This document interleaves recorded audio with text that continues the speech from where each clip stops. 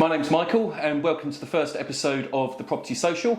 I'm joined by Connor today from Acorn Mortgages. Thank you for coming in, Connor. Thanks for having me. So this is a podcast and video blog talking everything property, whether that's rentals, mortgages, sales, how to move a house, any questions that you've got. Please send them in, comment on the video or send me an email and we'll cover them in future episodes. So Connor's been a mortgage broker for about 7 years. Yep. He's followed in his dad's footsteps, who's been a broker for over 30 years. And they run a very well-established business in Great Bentley called Acorn Mortgages. Yep. So, Connor, tell the audience a little bit more about yourself. Yeah, so I came into the industry, fresh-faced, straight out of college.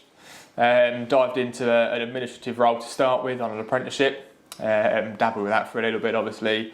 Really good boundaries, obviously, and foundations to, come into the world and advance through it. So dealt with sort of all the post-application side of things, speaking to the lenders, speaking to the solicitors, making sure that, once mortgage offers had been issued, they progressed through to completion.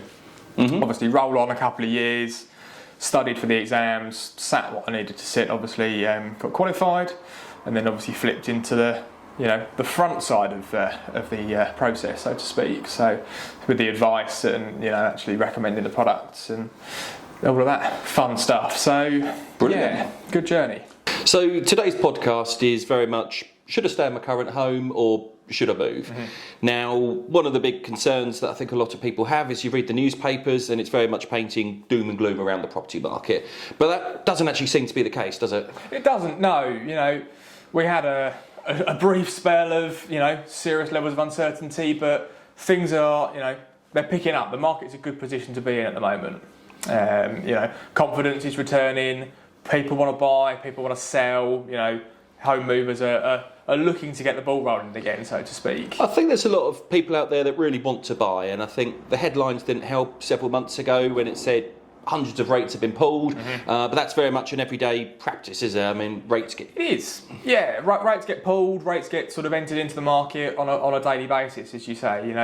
The lenders, they decide where they want to be within the market itself. Okay. So they may be in with a competitive rate at a lower loan to value for a few weeks because they want to do some lending in that area of the market. And then following that, they might decide that actually we're quite happy with the level of lending we've got there on our market share, so we'll go into a little bit of a higher risk, higher loan to value side of the market. So they move around on a daily and a weekly basis for that purpose. So one of the things that's mentioned a lot in the media is rates are increasing. What advice would you give to anyone thinking of moving home? Yeah, well, firstly, rates, they're settling themselves down now. Okay. That's the biggest one. So yes, they are that little bit higher than where we saw them for the last 18 months. But that is the way that the market works, And that's not changing. It's not ultimately going to change anytime soon, You think back to the way in which the property market has sort of run for many, many years. We've seen mortgage rates at 15 or 16%. So let's put this into pounds and pence, because that can mean anything. So let's say we've got someone that's got a house that's worth 250,000. They're thinking of upsizing. They might want to stretch themselves to 350, so borrowing an extra £100,000. Yep. Realistic, what is that going to cost? Yeah, so realistically, again, you're probably looking somewhere. It's a difficult one to obviously put a figure on, but somewhere between sort of £1,300, £1,500, £1,400 a month, depending upon obviously how long you want that new mortgage to be, what fixed rate you would want it to look like, etc. Obviously, what rate you can ultimately achieve, but yeah, middle sort of 4% rates is a good one there. If you've got that little bit more deposit to put down, you can get down to the lowest loan to value bands, and you're knocking around for sort of 4%. So nowhere near what the press has been sort of publicising over the last few months. Well, that's obviously really good to hear, because I think there's a lot of worried people out there that are coming up to the end of their fixed term mortgages. They may have done a 2-year fix, and they're reading the headlines and probably getting quite worried. Yeah, absolutely. And naturally, you'd probably be sitting quite comfortably on a 1.5% mortgage rate. So, things are going to be changing. So what advice would you give to those people? Well, for a remortgage customer, you're coming up to the end of your rate, seek the advice. Go back to the original broker that wrote the mortgage for you, or the bank, or the building society, or whoever did that for you at the time of purchase. Okay.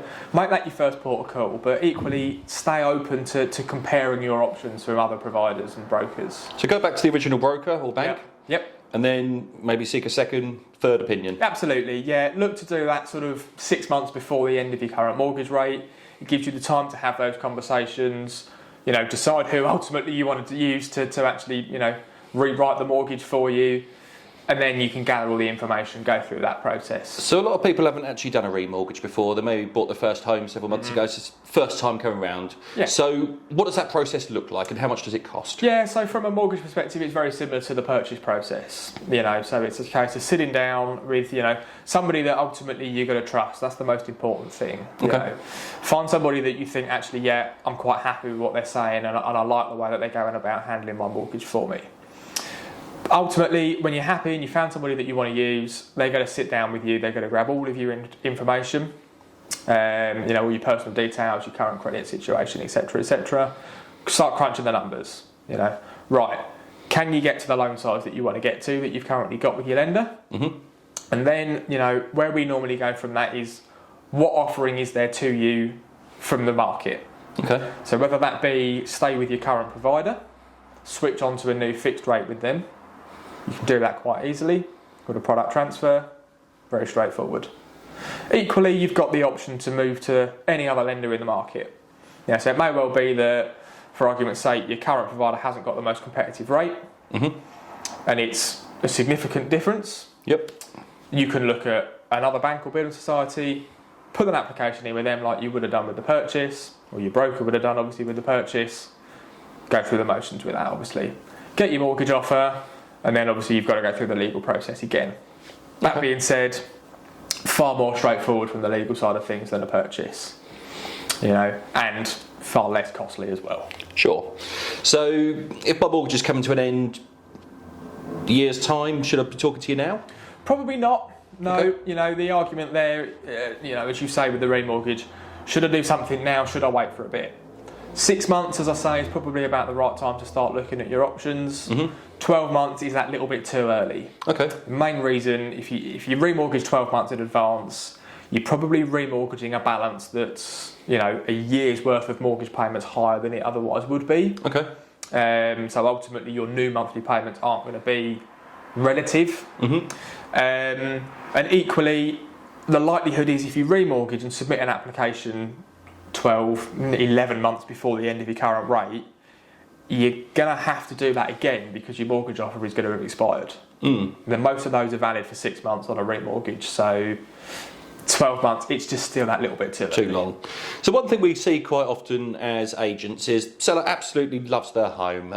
They'd rather keep it than sell on. They've got a mortgage on it, but they still want to move. Yep. Now, is that something they can do? What are the costs associated with it, and how does that all work? Absolutely, yeah. So, quick couple of options on that one, really. As you say, they want to retain the current property, they want to move on. First one there is we'd have a look at a let to buy scenario. So whereby they retain the existing property as a buy to let. So they obviously put tenants in there, earn a monthly income off it. The thing there is that you can potentially release some of the equity that you've built up in your property over the 2, 5, 10 years, whatever it may be that you've owned it.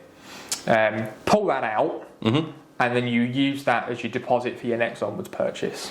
And how much deposit or equity would you need to turn property one into a rental and then be able to pull out? How much do you need to leave in there? Yeah, fantastic. So you've got to leave, 25% in the existing. Okay. Just with, if someone approached me and said, I want to purchase a buy-to-let property for investment purposes, 25% deposit, it's the same. Okay, so if you've got someone with a house worth £200,000, Yep. they would need to have a minimum of £50,000 to be able to do that. Yep. But let's say they only owed £100,000 on the mortgage. Yeah. In that scenario, they'd be able to borrow £50,000 to put towards their next home. Yeah, exactly. So you can release that additional equity, use that as your deposit for your next residential purchase. Okay. And then go from there. Now, let's say someone actually wanted to stay put, love the area, love the house, they've got a good connection with the neighbours and everything else. They don't actually want to move. The house just doesn't quite meet their requirements anymore. They've got a healthy amount of equity in it. But what are their situation? What can they do? Let's say they want to do an extension. What are their options there? Yeah, absolutely. So that's a very common one, to be honest with you, as well. That, as you say, let's say they just need a little bit more space, or they want to do a bit of a reconfigure or something along those lines. very straightforward, So if you're coming to the end of your current mortgage product and you're looking to do it, that's straightforward. That goes back to what I was just saying about a remortgage. You just borrow additional funds on top of what you currently owe to effectively improve the property, to do the works or whatever that may be. If you're tied into the property or to the rate, let's say you've got another 2 years or 3 years left on it, you can do something called a further advance. So further advance is whereby you, again, either speak to a broker who can advise you on the best way to do that. I would always say look at both options and see what works the best. But equally, you can go back to your original lender and say, I'd like to do a further advance for £50,000. That then effectively gets tagged onto the main part of the mortgage as a second part. And then you obviously just pay the additional monthly payment on that at whatever interest rate that may be at the time that you took it out. Roll them in together, ultimately when the both of them sort of come off of their fixed rate periods, and remortgage away or roll the two back into one with the same provider. And let's say someone's only got a year left on their mortgage. Would you recommend doing that? Can you get a 1 year further advance, or would you suggest waiting until the end of the term to... Yeah, again, prime example there is to when you're having that thought process, speak to a broker. Speak to somebody that looks at both options. Difficult one that. There are a couple of 1 year fixes available on the market at the moment. Very few and far between though. There's equally other options there where you can take other products, and maybe not a fixed rate product, you can take another product that doesn't necessarily have a penalty to come out of it. So you could have it for a year until your existing part comes up to remortgage, and then sort of break it, not have to pay a penalty for the privilege, and then amalgamate the two back together. So definitely options. If you want to do it, speak to the broker, get the advice. If it works for you, great. If it's not quite there, then your broker can advise you on just maybe sit on it for a couple of months or whatever that may look like. So the general consensus here is seek advice, make sure it's the right decision for yourself, make sure that it's the right option as well, and go from there. Ultimately, that is the big one. Yeah. If it works for you and you can afford to do it, great. If it doesn't, as I say, a good broker with some experience is going to say, right, let's do it this way, let's do it that way, let's sort of ride it out for another quarter or whatever it may be so that you can get to where you need to be. So just have the conversations and make sure that you're as informed as you possibly can be before making the decision. Brilliant.